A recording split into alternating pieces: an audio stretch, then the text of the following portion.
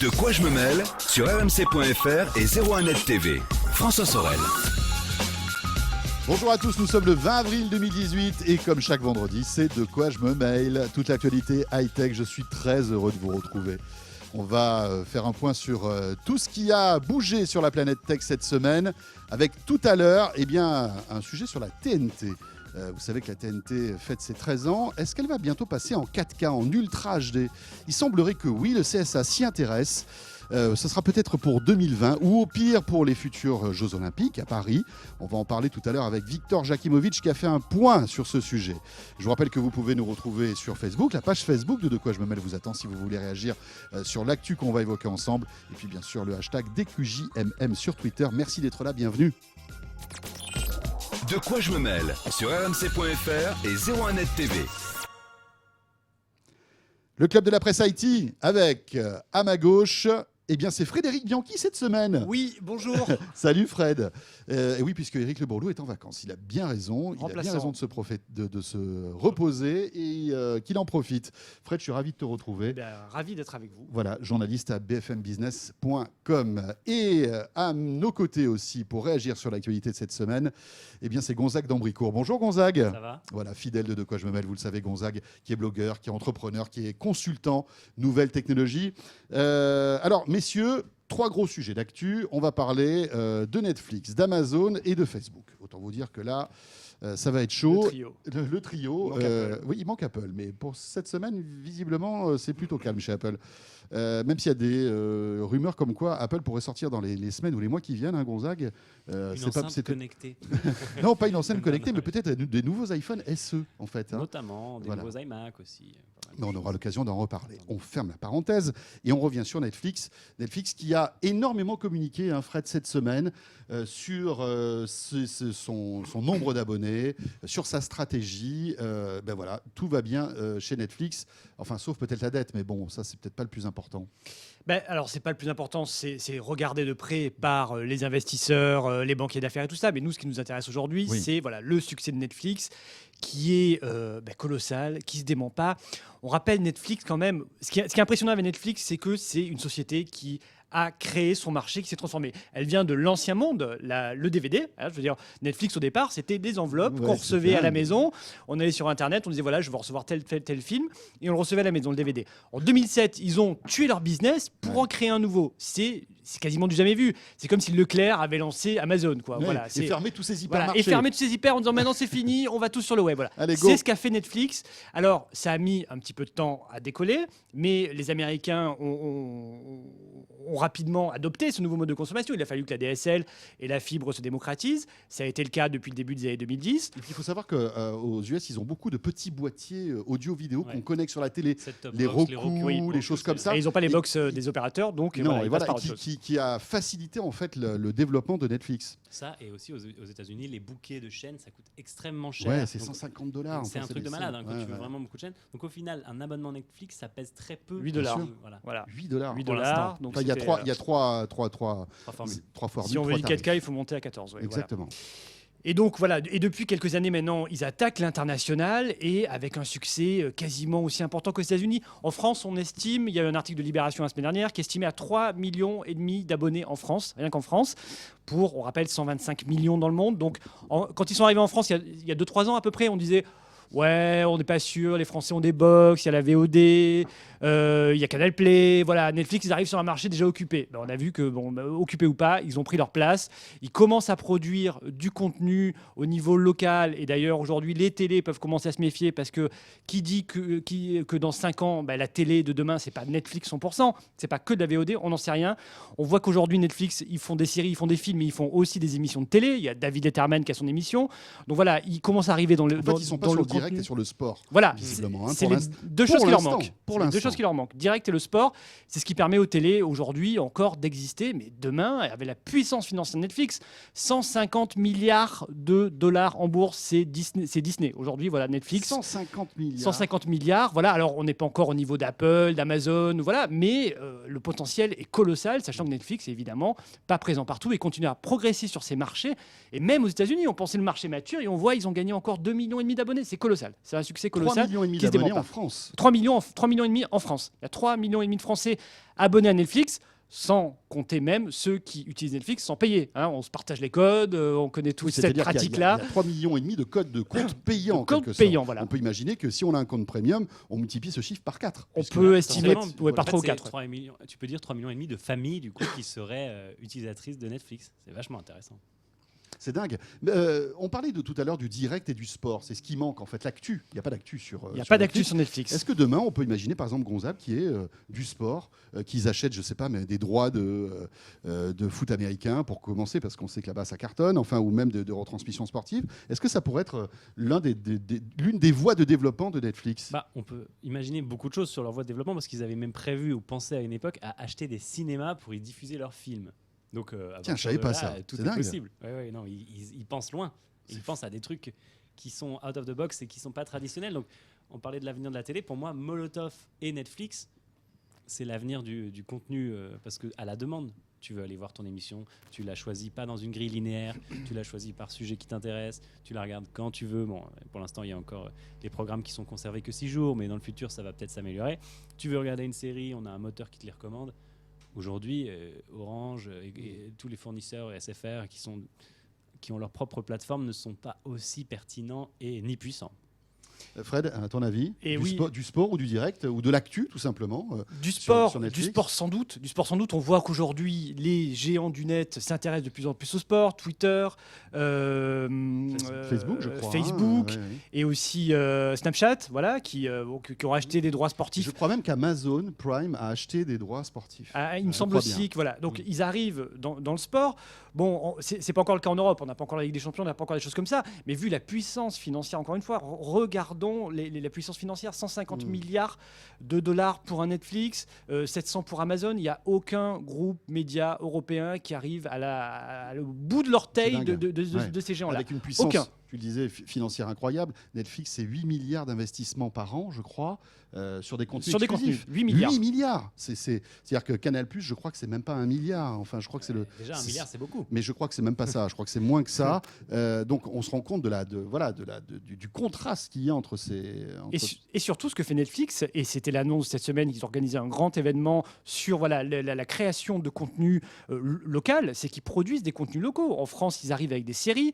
En Espagne, il y a l'énorme del succès de la Casa del Papel, qui est un succès international. Tout le monde Donc, parle de cette série. C'est Ouais. incroyable. Ouais. c'est un énorme succès. Donc, ils arrivent sur les marchés, ils produisent du contenu local. Donc, qu'est-ce qui leur empêche demain de produire un The Voice, quelque chose qui s'adresse au public purement français? Ils en ont largement les moyens. Et ils s'adressent en plus à un public très jeune qui consomme de la télé, comme disait Gonzague, à la demande et de moins en moins en live. Quand on voit les statistiques de médiamétrie, tout ça, on voit que ça chute de plus en plus. Donc, quand on voit les chaînes de télé, TF1 et Canal+, qui se battent avec Orange, les droits, pas les droits, ça fait combat Même notre d'arrière-garde. maison SFR, hein, Ça avec fait les combat- droits oui. sportifs. Les droits sportifs, ils ont investi dans les droits sportifs. Bon, voilà. Mais c'est guéguerre entre TF1 et Canal+, ça fait tellement combat d'arrière-garde alors qu'il y a une lame de fond qui C'est ça. arrive et qui menace de tous Mais les noyer. Mais je reviens à l'idée que Netflix pourrait lancer demain du direct et du sport. C'est la fin des chaînes traditionnelles. Le jour où Netflix commence à investir dans du foot ou dans de l'actu, des choses comme ça, là, c'est terminé, quoi. A priori, oui. Les habitudes de consommation sont quand même longues à changer. Mais c'est vrai qu'aujourd'hui, ce qui reste aux chaînes traditionnelles, c'est le direct, Oui. c'est l'info. Là aussi, Et le sport l'info, aussi. il y a un monopole des Oui. chaînes d'info et des sites d'info, et le sport. Mais encore une fois, on voit que le sport, c'est plus une chasse gardée. Hein. Le sport, les ayants droit, ils vont se vendre au plus offrant, fatalement. Ils vont se vendre à Amazon et à Netflix quand ils mettront le gros chèque sur la table. Et après, le direct, on voit que Netflix aujourd'hui serait tout à fait capable, YouTube le fait, de faire des émissions en direct, pourquoi pas, et après qui seraient disponibles en VOD plus tard. Donc oui, c'est une lame de fond et c'est assez dangereux. En tout cas, pour les médias traditionnels, je ne sais pas s'ils prennent bien la mesure de ce qui est en train de se passer. C'est vrai. On a l'impression de revivre en fait la révolution de la musique numérique et de la vidéo à l'époque. C'est-à-dire que ces gros patapouf, ces éditeurs vidéo qui n'ont pas vu arriver en fait l'internet ou même à l'époque de la musique. Voilà, ils mettaient des DRM sur des chansons, des choses comme ça. C'était toujours des combats un peu d'arrière-garde. Juste pour info, moi j'ai eu la chance de rencontrer Reed Hastings il y a quelques mois de cela et de discuter pendant un petit quart d'heure avec lui. C'est quelqu'un de brillantissime, forcément, mais sans doute, qui a déjà une stratégie bien établie, c'est-à-dire qu'il ne dit pas grand-chose quand on pose des questions. Moi, je me souviens à l'époque, je l'avais rencontré, il n'y avait pas encore la possibilité de télécharger les contenus sur Netflix. Et je lui avais dit, mais il faut absolument faire ça, parce que c'est vraiment... Là, en revanche, Netflix était vraiment en retard par rapport aux autres plateformes. Comment on fait pour regarder une série dans un avion ou dans un train? Et il disait, mais on y pense et tout, vous aurez peut-être une bonne surprise. Et je suis persuadé qu'il a déjà sa ligne stratégique tracée et que s'il a envie de faire du sport, il le fera, ou du live ou de l'actu, ça c'est clair. En tout cas, ils sont tellement dominants aujourd'hui, ils peuvent se permettre à la limite d'un peu moins innover. Ils sont tellement en avance sur les autres. Sur l'interface, on voit Amazon propose son service de vidéo aussi, qui semble-t-il marche en termes d'utilisateurs à son public. Tout à fait. Il y a de bonnes séries d'ailleurs. Mais quand on compare l'interface d'Amazon avec Netflix, il y a deux mondes d'écart. Et pourtant, Amazon, c'est quand même des spécialistes du user experience et de toutes ces choses-là. Ils ont 10 ans de retard sur Netflix. Ils ont 10 ans de retard. L'interface d'Amazon, elle a zéro intérêt. C'est juste quelque chose qui te présente des séries, des films et tout ça.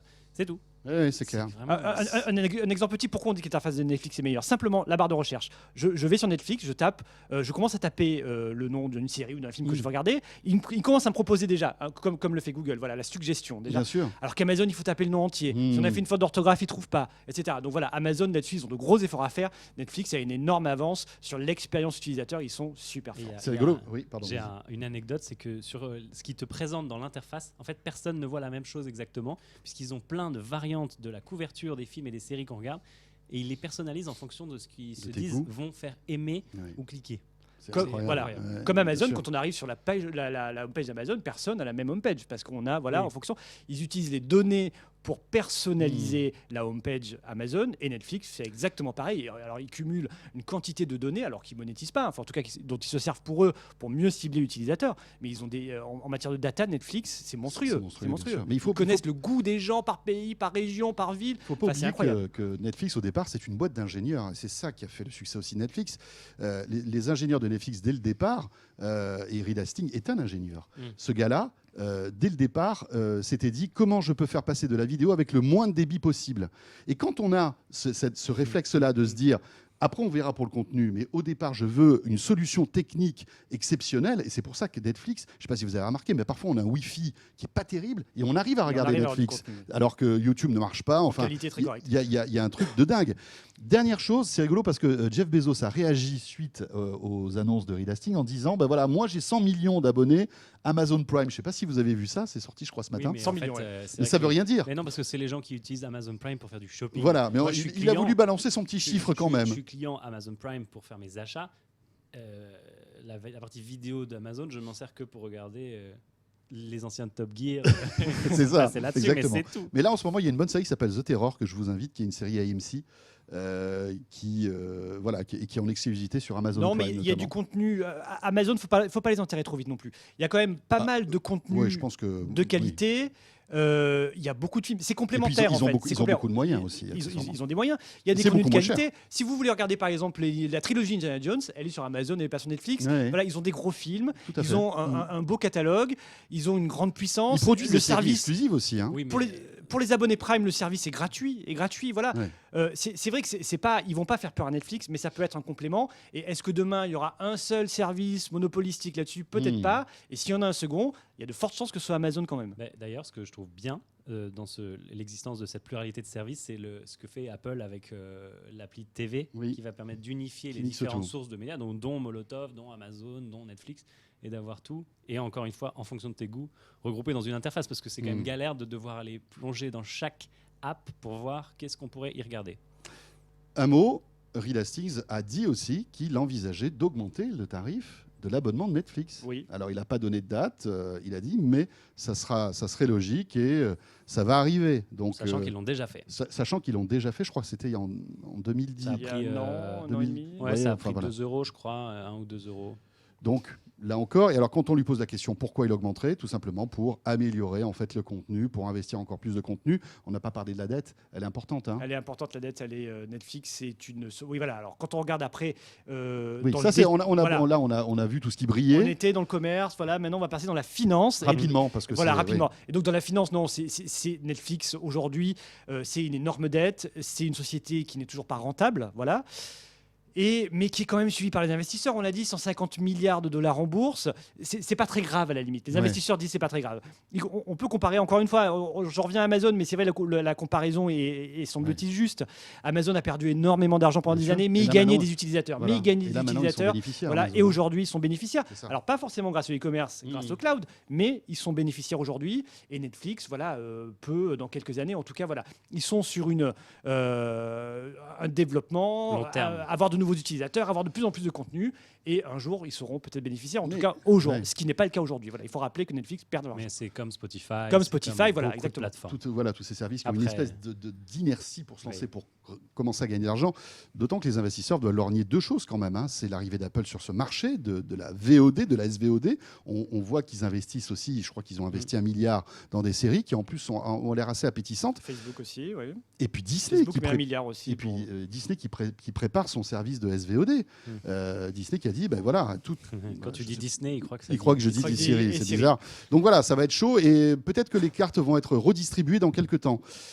On enchaîne avec Amazon, alors on en a parlé, mais là on revient à quelque chose d'un petit peu plus national, on va dire. On attend toujours Amazon Echo, hein, Gonzague, C'est reporté au 23 au 23 mai. 23 mai, oui. Ce qui n'est pas dans très longtemps finalement, puisque c'est dans un gros mois. C'est dans un gros mois. Ça fait plusieurs fois hein, qu'Amazon décale le lancement d'Echo. Moi, je me souviens, l'année dernière, on avait justement des échos comme quoi ça devait sortir en septembre 2017. Pourquoi Amazon, justement, n'arrive pas à tenir ses délais, Fred, à ton avis? Alors, c'est difficile à dire, on n'a pas beaucoup d'informations là-dessus. À vrai dire, ils communiquent très peu, notamment sur le marché français, qui est quand même pas un marché très stratégique pour eux, même si c'est un gros marché, hein, la France. Hein, il faut pas, voilà, ça doit être le quatrième marché au monde d'Amazon, donc États-Unis, Allemagne, Grande-Bretagne, la France arrive après. Donc Amazon Echo est présent aujourd'hui dans les pays anglo-saxons, États-Unis, Grande-Bretagne et Australie, où Amazon s'est lancé tout récemment seulement, hein, et en Allemagne. Voilà. Donc là, la France va arriver. C'est très compliqué quand même de développer, en tout cas d'apprendre le français à Alexa, parce que c'est ça l'ambition. Le but d'Amazon, c'est d'arriver avec un produit qui marche, hein, qui fonctionne le plus possible. Si on lui parle, il faut qu'elle comprenne, il faut qu'elle puisse nous répondre. Donc voilà, ça Amazon prend beaucoup de temps. veut éviter peut-être à tout prix la déception. Voilà, Il ils veulent expé- arriver enfin, voilà, ils avec veulent un une produit, expérience utilisateur, avec un produit qui marche et pas qui tout saute ou qui nous comprennent pas. Après, tu dis ils arrivent tard. Oui et non, ils Par arrivent rapport après à Google Google. Home, ils vont arriver un an après. Hein. Oui, mais Google, je pense pas qu'ils aient En pris France. de grosses positions. Contact, Ah, je sais quand pas même, si. hein. Non, mais en fait, par contre, la force qu'ils ont, c'est que du coup, ils ont les partenariats avec tout le monde. C'est vrai que ça, c'est la grande force de Google Home en France. Et comme ils sont un peu seuls sur le marché, Et ben, franchement, je trouve que ça marche super bien, Google Home. ça marche bien, mais Alexa comprend encore mieux. Ah ouais. Alexa est réputé, sauf erreur de ma part, comme étant celui qui comprend le mieux les requêtes des gens.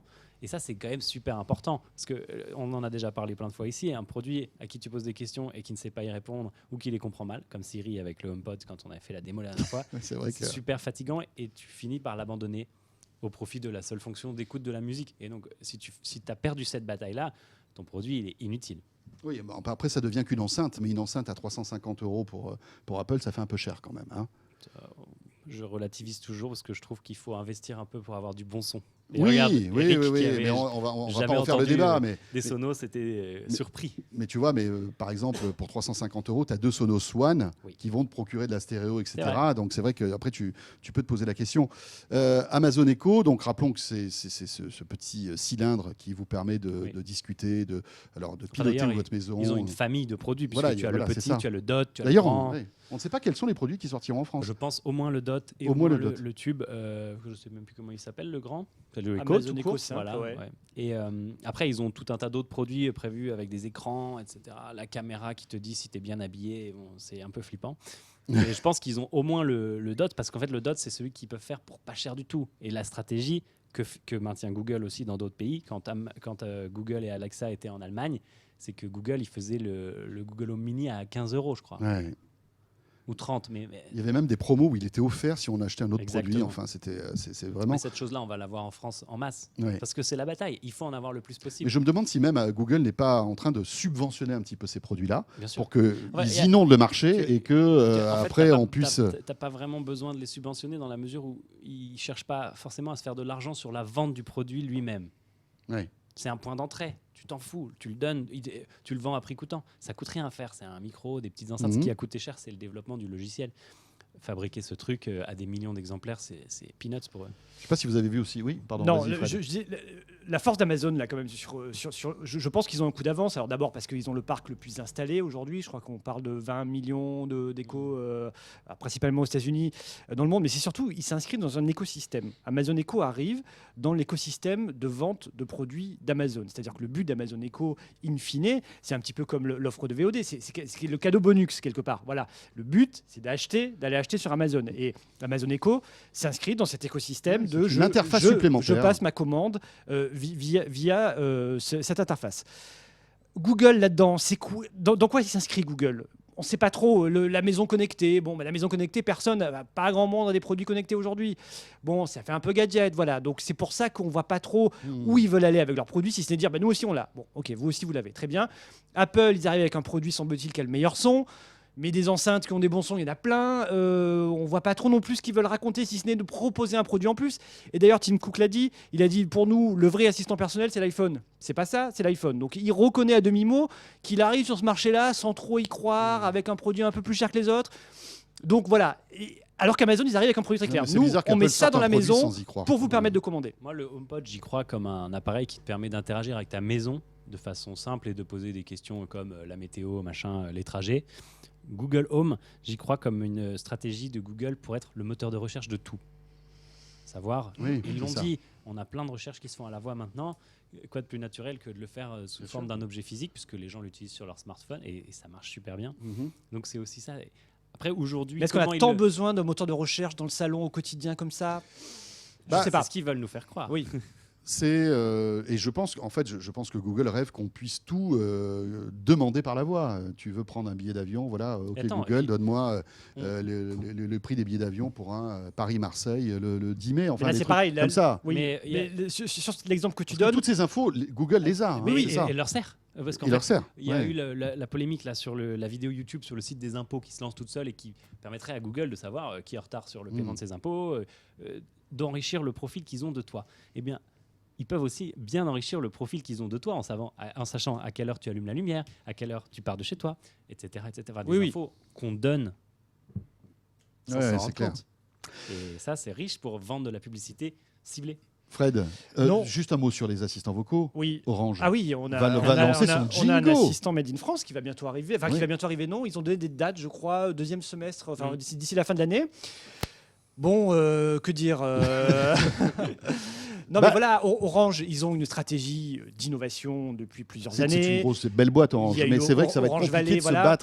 se battre face à des Google, à des Apple, à des Amazon. C'est ce qu'ils ont. Orange a développé plein de produits, a développé des ordinateurs, a développé des tablettes, a développé des réseaux sociaux. Bon, ils essaient de le faire. Ça rencontre pas son public. Après, bon, ça permet de faire vivre un écosystème de start-up qui Bien peuvent sûr. réussir par ailleurs. Bien Voilà. sûr, bien sûr. Donc pourquoi pas. Mais jusqu'à présent, il n'y a pas eu de produit de killer app Orange qui a marché. Est-ce que ça va fonctionner avec des assistants personnels? On peut en douter. On peut en douter quand on voit les mastodontes qui arrivent. Après, bon voilà, il faut pas. C'est très difficile. Ils avaient lancé leur radio, leur box domotique. Ah, mais leur ils ont machin. lancé une quantité Et en de fait, produits aujourd'hui, considérables. tout meurt. Bon, quelle expérience pour la personne qui a investi une fois dans ça de vouloir réinvestir. Alors, il y a juste une fonctionnalité qui me paraît intéressante sur Jingo, je ne sais pas si vous en avez entendu parler, c'est qu'on pourrait passer des appels. Et aujourd'hui, avec Google Home et avec Amazon, tu ne peux pas passer d'appels. Avec Alexa, tu peux appeler un autre Alexa. Tu peux appeler un autre Alexa. Mais là, Je suis pas sûr. Tu peux peut-être même appeler un numéro de un téléphone. numéro hein. de téléphone, alors je ne sais pas, mais parce qu'Orange disait, nous, notre particularité, c'est Ouais. que, évidemment, ça sera connecté à votre compte mobile et vous pourrez passer des appels directement depuis Jingo Oui. sans passer par votre téléphone. Alors je me dis, bon, voilà, pourquoi pas. Mais L'intérêt m'échappe. Mon père adore passer ses appels en main libre. Il fait chier tout le monde avec ses. On n'en a rien à foutre, papa. Enfin, on s'en fout. En plus, bien fort. Et puis, tu sais, pour que il tout y a le un monde entende. haut-parleur de malade dans ton téléphone. Tu as les casques, il y a tout Ouais. ce qu'il faut. Enfin, c'est pas vraiment la fonction clé. Après, on peut imaginer que sur ces enceintes, il y a des applications. On ne les appelle pas les applications, on les appelle les skills, les compétences. Voilà. Ouais. On peut imaginer que prochainement, aujourd'hui, sur Amazon Echo, il y a des milliers de skills. Alors, des jeux, des quiz, des applications pour commander, des choses comme ça. On peut imaginer que demain, il y a un skills WhatsApp qui permet Tout d'appeler. à fait. Voilà. Donc, c'est pas Mais- forcément une killer app qu'Orange a. Enfin, pour le moment, oui, mais encore faut-il Après, qu'ils ça, lancent il leur parle enceinte. aussi de l'interface avec Orange Bank. Enfin, pour tous ceux Ouais, qui sont abonnés à Qui est un beau Orange succès, Bank. par contre. Là, voilà, pour le coup, Oui. ça a été un beau succès. Voilà, Orange Bank, et c'est franchement, c'est pas ça un serait une produit interface. physique. Oui. Ça serait une interface aussi possible, Mais le- Jingo. L'autre problème de ce genre de produit pour réussir, c'est justement qu'il faut qu'il fonctionne avec plein d'autres Ouais. services et produits. Et si c'est pas le cas, si tu as acheté des Sonos ou des You ou des machins et que tu peux pas les commander. Et Orange n'aura pas les moyens de trouver des API et des Et donc, passerelles en fait, entre tous je, les systèmes. je pense que du coup, je sais pas si ça existe déjà, mais la richesse, ce serait de faire quelqu'un qui ferait un bridge entre tout, Oui, qui serait l'interface vers les passerelles c'est vocales. ça. Et oui. Eux, ils Tiens, gagneraient idée de business. dépose l'idée. Toi qui es entrepreneur, il faut Ouais, que tu ouais, y ailles. non, mais franchement, ce Gonzague. serait malin ça. Ouais, c'est Puisque clair. finalement, c'est assez générique. Dis Siri, dis Hmm. Google, dis machin, dis Alexa, que je peux faire, hop, Ouais. Mais fais-toi la passerelle de ça. est-ce que chaque service se laisserait faire ça? Je suis pas sûr. Je sais pas, mais un mec qui fabrique du matos et qui veut pouvoir être Hmm. interfacé avec toutes les plateformes d'un coup, il serait content. Facebook. Juste pour terminer, épilogue de Facebook, on va pas revenir, puisque si vous étiez sur une île déserte et que vous n'avez pas suivi tous les déboires de Facebook, je vous invite à regarder et à écouter les... Loin longtemps. Voilà, c'est ça, depuis une dizaine d'années. Mais enfin, si vous n'avez pas suivi les déboires récents de Facebook, voilà, c'était dans De quoi je me mêle la semaine dernière, la semaine d'avant. Mais moi, j'ai une perception qui est quand même assez étonnante. J'ai l'impression que nous, ce sont des sujets. On en parlait la dernière fois avec Oui. Fred dans les À la couloirs, machine à café, à la justement. machine à café, justement. Et on se disait, il me disait, mais tu vas parler de quoi? On va parler de Facebook et tout. Et on se regardait un peu dépité en se disant, on a l'impression que ça n'intéresse que les journalistes, tous ces problèmes de sécurité, de vie privée de Facebook, et que finalement, les utilisateurs s'en tamponnent, mais alors d'une force incroyable. Qu'est-ce que vous en pensez? Alors Gonzague. j'ai un avis assez mitigé sur le sujet, à savoir que les gens s'en tamponnent peut-être pas, mais n'ont pas d'opportunité ou d'autres moyens de réseau social. Il y avait eu des essais de trucs libres, open et machin qui n'ont jamais cartonné. Et donc, où est-ce que tu vas si tu ne vas pas sur Facebook? Parce qu'il n'y a pas d'alternative avec autant de fonctions et autant de gens. Parce que c'est aussi si tu te retrouves tout seul sur un réseau social, bon, l'intérêt est moyen. Ce sera bien pour les relous dont on n'a pas envie de lire les propos, mais c'est compliqué. Et il y a la volonté de dire oui, je vais fermer mon compte Facebook, machin, et puis il y a le geste de le faire. Perdre toutes ces photos que tu as mis dessus, que tu peux télécharger, certes, mais tous ces messages que tu as échangés, etc. C'est compliqué. Fred? Oui, alors depuis le début de l'affaire, c'est vrai que c'est préoccupant. Je comprends qu'il y ait une préoccupation. Alors il y a peut-être un peu d'emphase. Les démocraties sont en danger. Voilà, on ne sait pas trop, on n'arrive pas trop à l'estimer. En tout cas, moi, ce qui m'intéresse, c'est de savoir est-ce que Delete Facebook, ça marche? Est-ce que les gens en parlent à la machine à café? J'en parle beaucoup autour de moi. Est-ce que vous en parlez? Est-ce que c'est vraiment un sujet de discussion en famille? Est-ce que voilà, pour savoir s'il y a un tel écho, Moi, personne. écho personnel? Personne Oui. n'en parle. Personne n'en parle. Donc Mais voilà, c'est dingue. ce qu'on a l'impression. Incroyable. Donc du coup, est-ce qu'il y a eu un impact? Alors, on a pu obtenir des chiffres de fréquentation d'un cabinet qui montrent que au plus fort du pic de l'affaire Facebook, donc il y a une quinzaine de jours, la fréquentation du site a augmenté de 12% en Inde, de 4% aux États-Unis, de 7% en Indonésie et de 5% au Royaume-Uni. Alors, il y a peut-être un biais. Peut-être que les gens sont allés sur Facebook plus pour savoir comment on efface son compte, comment on protège ses données, des choses comme ça. Peut-être. Bon, il y a eu peut-être cet effet-là. Et là-dessus, donc, on va sur App Annie, le spécialiste des applications, et on voit que l'appli Facebook, après avoir un petit peu chuté, est remontée très fort et encore plus haut qu'avant l'affaire. Donc les gens continuent à la télécharger. Donc on n'a pas l'impression que le très grand public, que les 2 milliards, hein, on parle quand même, on est vraiment dans du très très mass market, que les gens aient conscience, en tout cas pour eux, ils ne voient pas le danger, ils ne voient peut-être pas le danger, ils ne voient pas le risque. On leur parle de données, ils disent oui, mais les données c'est quoi? Ça me permet d'avoir de la pub ciblée, et alors? On a l'impression que c'est un petit peu ça Non, mais qui se passe dans la tête des gens. Puis, je ne sais pas si vous avez remarqué, mais on parle, quand on évoque ce sujet, on parle tout le temps des défauts de Facebook. Mais on ne parle jamais des avantages. Et malgré tout, Facebook a des avantages incroyables. Je le dis et je le répète à chaque fois, mais combien j'ai retrouvé de vieilles connaissances grâce à Facebook, des personnes dont j'avais complètement zappé, que je ne voyais plus, que j'avais complètement oublié. Parfois, on les a zappés pour une raison. Oui, mais parfois non. Non, mais c'est vrai Oui, que non, sur c'est Facebook, vrai. je sais pas, c'est un peu, il y avait à l'époque, il y avait Copain d'avant, Mm.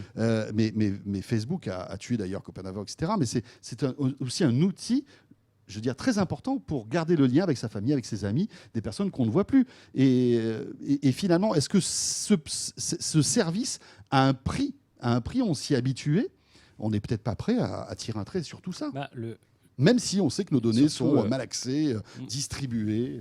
Moi, ce que je trouve embêtant dans toute cette histoire et la façon dont ça a été relaté, c'est que certes, on a beaucoup parlé de Facebook et des données, mais Facebook eux-mêmes ont toujours évité le sujet de Cambridge Analytica, la société qui a exploité et fait des profils de dingue sur les Américains notamment et sur les Anglais, qui ont permis le Brexit et probablement bien aidé Trump.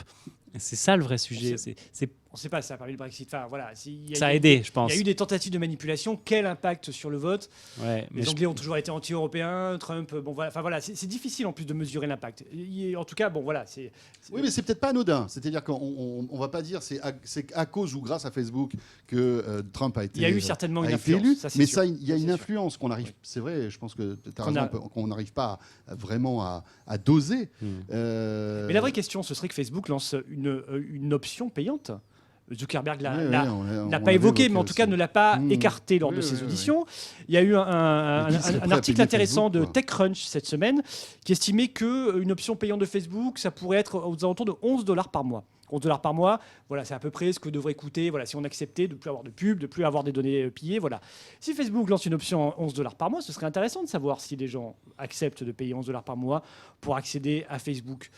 J'en doute. J'en doute personnellement. J'en doute. Et surtout que, aussi, il faut voir que c'est une histoire de génération, c'est que les générations plus jeunes que nous, et ils sont nombreux, ne s'inscrivent plus tellement Alors voilà, que ça c'est sur ça le Facebook. vrai danger de Non, Facebook. Ils c'est sont ça. sur Insta. Le vrai Alors risque. ils étaient sur Snapchat, mais il y a Instagram qui a créé les stories. Bon, c'est Facebook derrière, hein, très malin.